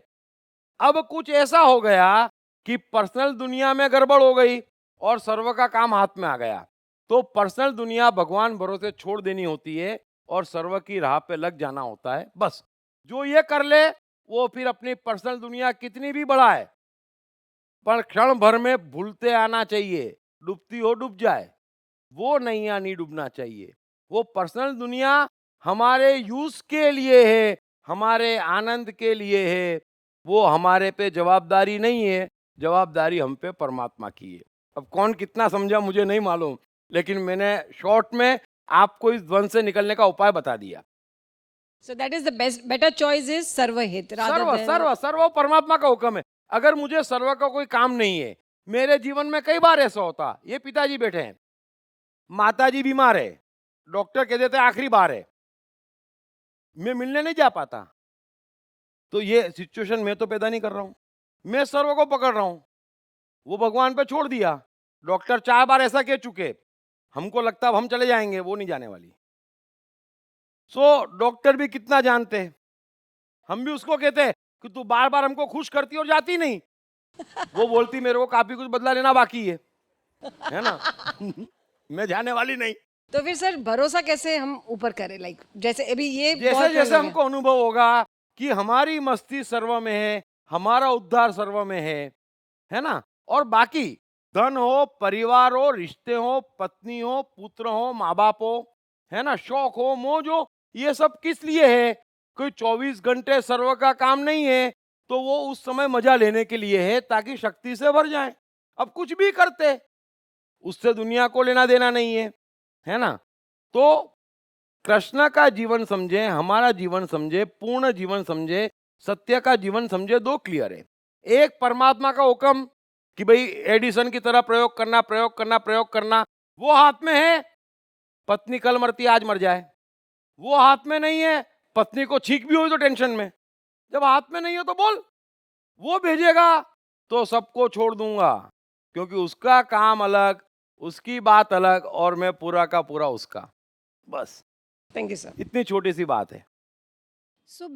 हेलो सर, कहने का मतलब ये हुआ आपका तात्पर्य कि माइक आप पास में लो। हेलो, हाँ, कहने का तात्पर्य आपका ये हुआ कि आप जगत से जुड़े लेकिन अटैचमेंट किसी के साथ मत रखिए। नहीं, अटैचमेंट रखिए ना, बिकॉज अटैचमेंट करते हो तो आप भावनाओं से जुड़ते हो, तो फिर आप भी खो जाते हो जब डिसीजंस लेने का वक्त आता है। क्योंकि अटैचमेंट आप करते हो, अटैचमेंट परमात्मा को करने दो, वो 1 सेकंड में तोड़ देता है। लेकिन जगत से जुड़े आप सर्व से जुड़ेंगे नहीं हाँ तब तक ये होने वाला नहीं। राइट अगर आप सर्व से जुड़ गए तो संसार में जितना आप बढ़ रहे हैं वो भी परमात्मा की मर्जी से बढ़ रहे हैं, है ना? राइट तो वो आपके मस्ती हंसने खेलने के लिए है। उनका भी भला करो, आपका भी भला करो, आनंद करो, सब बराबर। परमात्मा ने काम भेजा, तुम कौन हम कौन, बस वो हो जाएगा कब? जब आप सर्व के काम में लगोगे। जब तक सर्व का काम नहीं है, अपने ही काम में लगे तो अपने ही काम में दो ऑप्शन है, सर्व का काम कहाँ है? तो सर्व के काम तक जैसे जैसे हम उठते जाएंगे, अपने आप को बढ़ाते जाएंगे, फल काटेंगे, द्वंद काटेंगे, तो सर्व का काम आएगा। हमें सर्व की दृष्टि आएगी, उस हिसाब से सोचेंगे, और जब आप उस हिसाब से सोचेंगे तो दुनिया में कोई भी ऐसा बंधन नहीं जो मनुष्य को बांध पाए। तो कृष्ण जब कोई काम नहीं तो ऐसा प्रेम जताते, है ना, कि राधा कहती कृष्ण जैसा कोई नहीं। फिर जब सर्व का काम आता तो राधा कहती मैं भी कहां फंस गई, है ना, इसके जैसा दुष्ट नहीं, है ना, छलिया, धोखेबाज, और छोड़ के गए तो गए। तो सर्व का काम आता तो राधा भी छूट जाती, सर्व का काम नहीं है तो सब में मजा आता। तो दो जीवन क्लियर है, हमें आनंद भी लेना है लेकिन वो भी परमात्मा को पहुंचाना है कि देख ये सारा आनंद तेरे लिए है, तू सर्व का हुक्म भेजेगा तो मुझे शक्ति से भरा पाएगा, क्योंकि मैं जीने का खूब मजा ले रहा हूं। लेकिन तुमने हुक्म भेजा, मेरे जीने की कोई कीमत नहीं, सूखी घास पे लेटा दे, सूली पे चढ़ा दे, तेरा हुक्म सर्वोपरि। बस ये दो क्लियर जब तक हम यहाँ नहीं पहुंचते तब तक ज्यादा मजा नहीं आएगा जीने का। हाँ सर, ये क्वेश्चन मैंने कल पूछा था, लेकिन आपने बोल दिया कि ये कहाँ है पे, तो उसमें तत्काल मिला नहीं, तो फिर से मैं और इसका आंसर भी अभी तक नहीं मिला है, तो इसलिए मैं पूछ रहा हूँ। पूछ, बिल्कुल पूछ। प्रश्न ये है कि ये चौथे अध्याय से ही है, यज्ञ करने वाले को सनातन ब्रह्म की प्राप्ति का आशय और न करने वालों की निंदा का आशय क्या है? ये श्लोक है ही नहीं गीता है ही में। नहीं, आप कल भी यही बोल रहे थे, मैं ये श्लोक नहीं है, बता रहा लाओ हूँ, गीता अभी लाइए। मिल गया मुझे, मिल गया मुझे। गीता लाइए, गीता लाइए, ये गीता लाइए, कोई भी एक जना गीता लेके आ जाए। गीता में ये श्लोक होने का प्रश्न ही नहीं है। 31वां नंबर। कृष्ण सवाल पूछेंगे कि क्या है? नहीं, सवाल नहीं पूछ रहे हैं, वो कह रहे हैं कि जो यज्ञ करने वाले कहाँ है? हाँ, इसको मैं अपने शब्दों में एक्सप्लेन कर सकता हूँ कि वो क्या कहना चाहते हैं। 31वां नंबर है सर। कहाँ पर है? 30? हाँ, 31वां नंबर। ऐसे बहुत प्रकार के यज्ञ। नो, नहीं, ये नहीं, 31 नंबर ये है। 31वां नंबर। हाँ, 31 ही ना। हाँ, ऐसे बहुत प्रकार के यज्ञ वेद की वाणी में विस्तार से कहे गए हैं। नहीं, ये नहीं है, ये नहीं, या नंबर मैं गलत बोल रहा हूँ। उसके नंबर आप खुद आ जाइए ना एक बार, क्योंकि कौन सा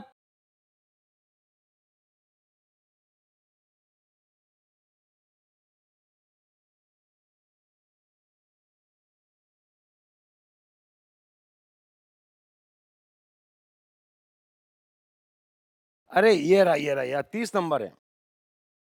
हे कुरु श्रेष्ठ अर्जुन, यज्ञों के परिणाम रूप ज्ञानामृत को भोगने वाले योगी जन सनातन बर ब्रह्म परमात्मा को प्राप्त होते हैं, और यज्ञ रहित पुरुष को यह मनुष्य लोग भी सुखदायक नहीं है। हाँ, फिर परलोक कैसे सुखदायक होगा? बराबर है ना। हाँ, तो ये श्लोक तो हम कवर कर चुके हैं। हाँ, तो यहाँ पे यज्ञ करने वाले को सनातन ब्रह्म की प्राप्ति से क्या आशय है?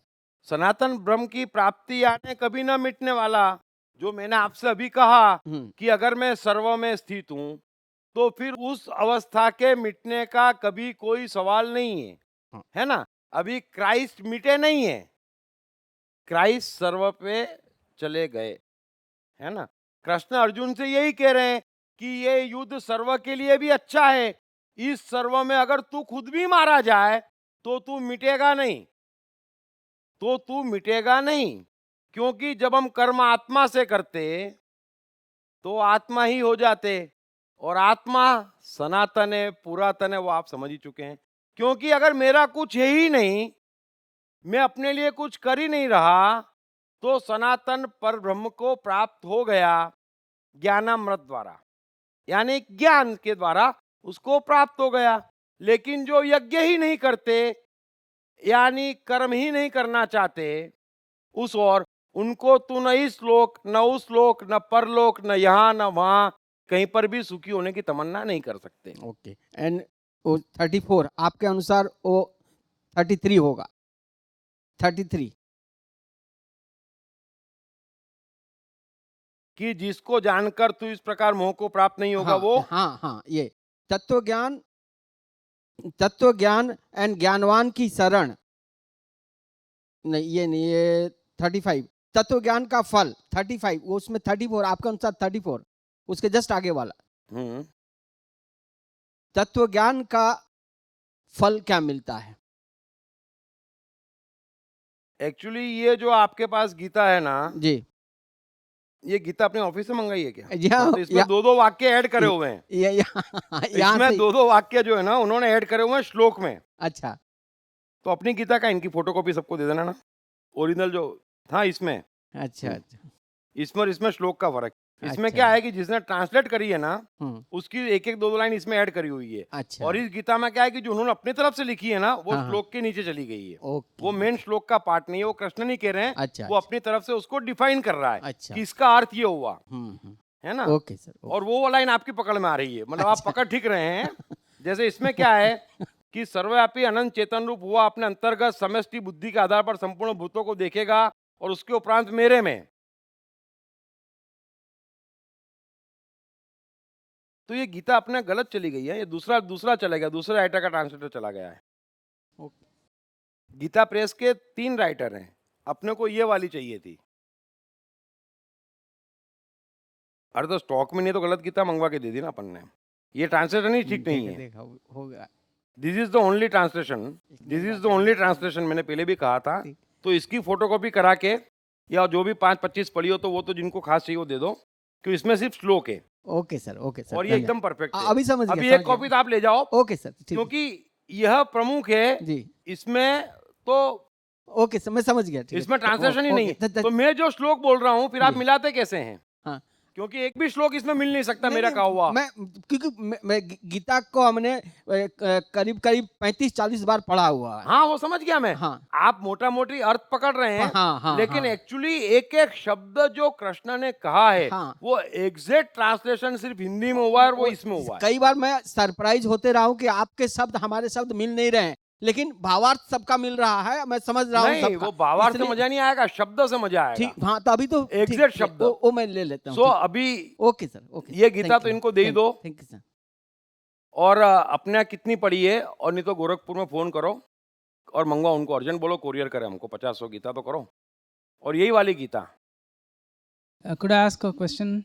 और भी किसको चाहिए ना जो भी, और नहीं तो इसकी फोटोकॉपी निकलवा लो, मतलब वो तो पूरा मजा बिगड़ जाएगा। आपने अभी बताया, पहले दिन बताते तो मैं पहले दिन व्यवस्था करता, क्योंकि मजा इसी गीता का है जो ट्रांसलेशन हो गया गलती से। और ये काफी पुराना ट्रांसलेशन है, फिर नए नए ज्ञानी आते नया नया ट्रांसलेशन करते, 2-2 लाइन ऐड कर देते उसमें। Could I ask a question? हाँ प्लीज। जब भी मैं पेंटिंग करता हूँ एज एन आर्टिस्ट, पूरे मस्ती में पेंटिंग हो जाता है, तभी am I addressing the serve also, मेरा स्व तो 100%। तो किस तरह, मतलब I am painting for myself, तो ऐसा आपको लग रहा है। हाँ, अब ये पूरा मन में समझाता हूँ और समय में समझाऊंगा। देखो ऐसा है, अगर मैं कोई काम डूब के करता हूँ, ध्यान है ना, तो मैं अपने मनों में भीतर भीतर भीतर जाना शुरू करता हूँ। जैसे ही मैं भीतर भीतर जाता हूँ कि उस व्यक्ति के अपने आप बाहरी उपद्रव कटना शुरू हो जाते हैं, और मन में नीचे एक से एक शक्तिशाली मन है, उनके जादू प्रकट होना शुरू हो जाते हैं। फिर धीरे धीरे जब एक परिस्थिति ऐसी आती कि वहां से परमात्मा प्रकट होना शुरू हो जाता और जीवन में अपने आप चारों तरफ चमत्कार होना शुरू हो जाते। तो इसीलिए कोई भी काम हम ध्यान से करते, कौन सा करते महत्व नहीं है, अगर उसमें डूब गए और इतना डूब गए कि अपना जिंदा होने का एहसास भूल गए, तो फट फट फट फट सब कर्म कट जाते। और बच्चे क्यों मजे में हैं, बच्चे क्यों परमात्मा का स्वरूप है, क्योंकि वो खेलते हैं, लेकिन आप कभी देखना वो नहीं खेलते हैं, इतने ध्यान में होते हैं कि आपको लगेगा परमात्मा खेल रहा है। कोई आसपास की चीज उनको डिस्टर्ब नहीं करती। तो जब इतना डूब जाते तो हमारे मन की शक्तियां जागना शुरू हो जाती।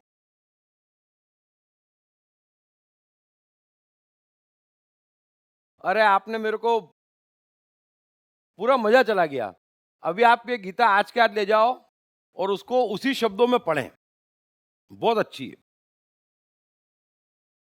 सर मैं बहुत लाइटर वेन में क्वेश्चन कर रहा हूँ। हाँ, आपने अपने माता जी के एग्जांपल दी स्टील की प्लेट, तो आप बुरा नहीं मानना, उस सिचुएशन में आपकी अगर पत्नी होती कोई भी हो ना, तो पूरी दुनिया क्यों ना हो, पूरी नहीं, दुनिया क्यों ना हो, तो आपके हाथ में 2 थाली नहीं होती स्टील की? काहे को? एक पत्नी की, एक अपने लिए। क्यों? अपने लिए ही नहीं, परमात्मा के लिए। पहले नंबर पे परमात्मा, दूसरे नंबर पे मैं, ये समझ लेना, क्योंकि मैं उसकी सेवा में लगा हूं। मैं मेरी कॉस्ट पे भी, और कोई भी परमात्मा में जीने वाला व्यक्ति अपनी कॉस्ट पे कुछ नहीं करेगा।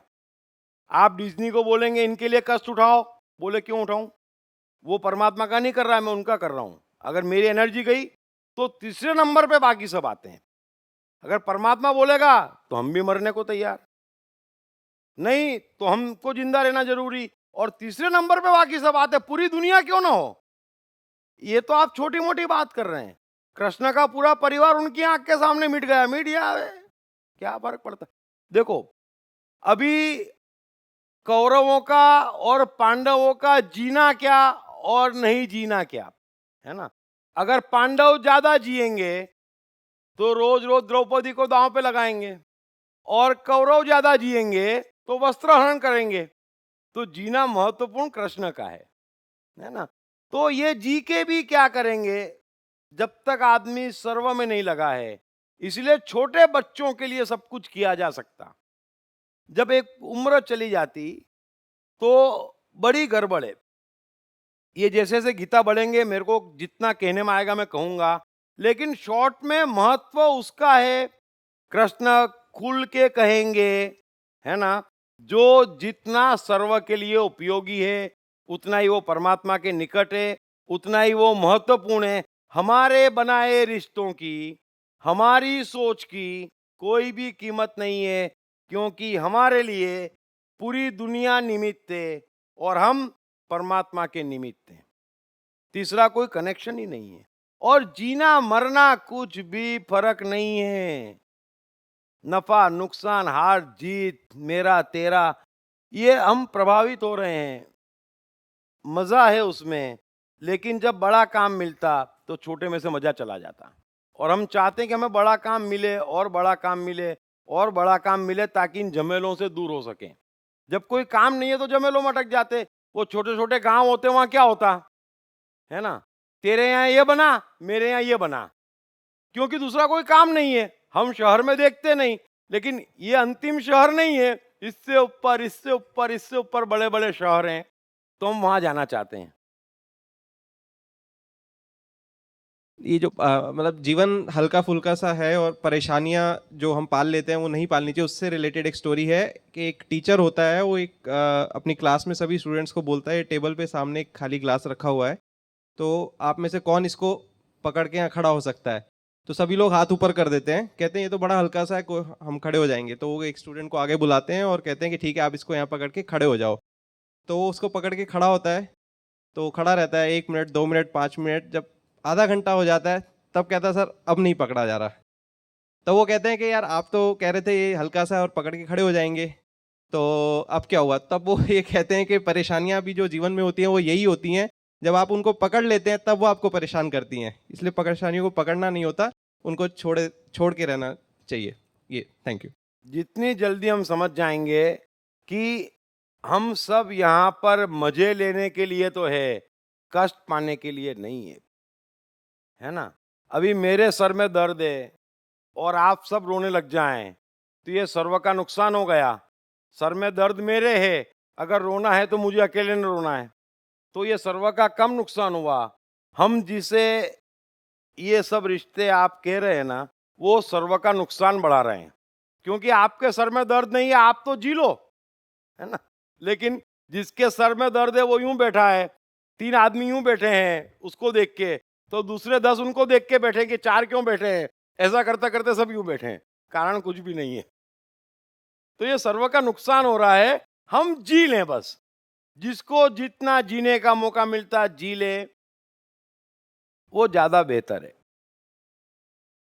क्योंकि संसार इतना बड़ा है कि रोज कहीं ना कहीं कुछ ना कुछ होता रहना है, तो क्या हम हंसेंगे ही नहीं? वैसा नहीं होने वाला। I have one question. I am an artist as well as an architect.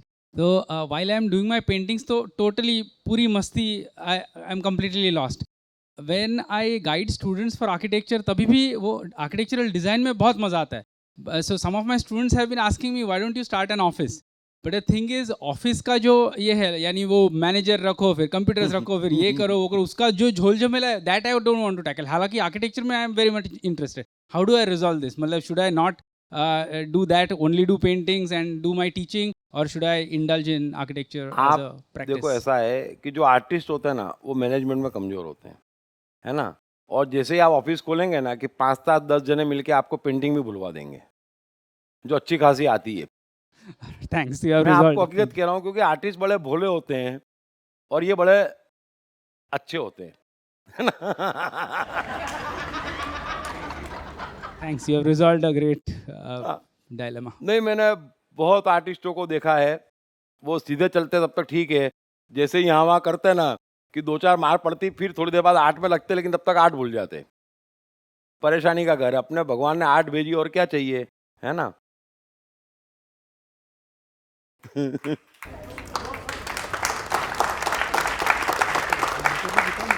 तो thank you very much.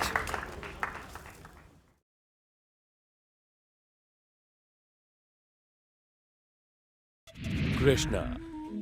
Krishna का बचपन कैसा गुजरा? कृष्ण राधा का प्यार क्या था? कृष्ण ने कितने विवाह किए? कृष्ण की चाइल्ड साइकोलॉजी क्या थी? कृष्ण ने ग्वाले से द्वारकाधीश तक का सफर कैसे तय किया? ये यादव स्थली क्या है? इन तमाम सवालों के जवाब जानिए. दीप त्रिवेदी द्वारा लिखित किताब मैं कृष्ण हूँ. ये किताब कृष्ण के संपूर्ण जीवन पर रिसर्च करने के बाद दीप त्रिवेदी द्वारा कुछ इस साइकोलॉजिकल अंदाज में सिलसिलेवार रूप से लिखी गई है कि जिसे पढ़ते पढ़ते आपका जीवन भी बदलता चला जाएगा. मैं कृष्ण हूँ. ये किताब अंग्रेजी, हिंदी, मराठी तथा गुजराती में एक साथ atmanestore.com, साथ ही सभी प्रमुख ई-कॉमर्स साइट्स पर भी उपलब्ध है. दीप त्रिवेदी की मनुष्य के जीवन और उसकी साइकोलॉजी पर एक गहरी पकड़ है. मनुष्य जीवन के विभिन्न पहलुओं पर सर्वाधिक चर्चा करने का रिकॉर्ड भी उन्हीं के नाम पर है. मनुष्य जीवन का ऐसा कोई पहलू नहीं जिस पर उन्होंने खुलकर चर्चा ना की हो. जैसे कि path of life, personality, complex, guilt, love, expectation, partiality, acceptance, fear, hypocrisy, creativity, wealth, who is God, concentration, confusion, power of transformation, joy and success, mind and brain, day sleep, natural intelligence, change your future, ego, non-violence, freedom. तथा दीप talks ताओ ते चिंग के अंतर्गत दीप त्रिवेदी द्वारा मशहूर Chinese philosopher लाओ त्से के महान सूत्रों पर चर्चा, परिचय, समय, मन, सफलता, संकट, धर्म, राजनीति और दीप टॉक्स भगवद गीता के अंतर्गत जीवन की किसी भी समस्या से निपटने के लिए दीप त्रिवेदी द्वारा भगवद गीता के संपूर्ण 18 अध्याय पर चर्चा. आप ये तमाम डीवीडीज और सीडीज सुनकर अपना और अपने परिवार का जीवन बदल सकते हैं. ये तमाम डीवीडीज और सीडीज आत्मन ई स्टोर तथा अन्य सभी ई कॉमर्स साइट्स पर उपलब्ध हैं. हर बच्चे में सफल और महान बनने की संभावना छिपी होती है. सवाल बच्चे द्वारा अपनी प्रतिभा को निखारने का तथा सही परवरिश पाने का ही होता है. दीप त्रिवेदी द्वारा लिखित रोचक ग्राफिक बुक्स पढ़िए. The story of Thomas Edison, अनपढ़ एडिसन के महान वैज्ञानिक बनने की दास्तान. नॉटिनस टू ग्रेटनेस, स्टीव से स्टीव जॉब्स बनने की कहानी. हॉटी टू डॉन्टी, चाइल्ड साइकोलॉजी समझने हेतु शेर के बच्चे की कहानी. ना सिर्फ बच्चों बल्कि हर माता पिता व टीचर के लिए भी आवश्यक ग्राफिक बुक्स हिंदी तथा अंग्रेजी में आत्मन ई स्टोर तथा अन्य सभी ई कॉमर्स साइट्स पर उपलब्ध।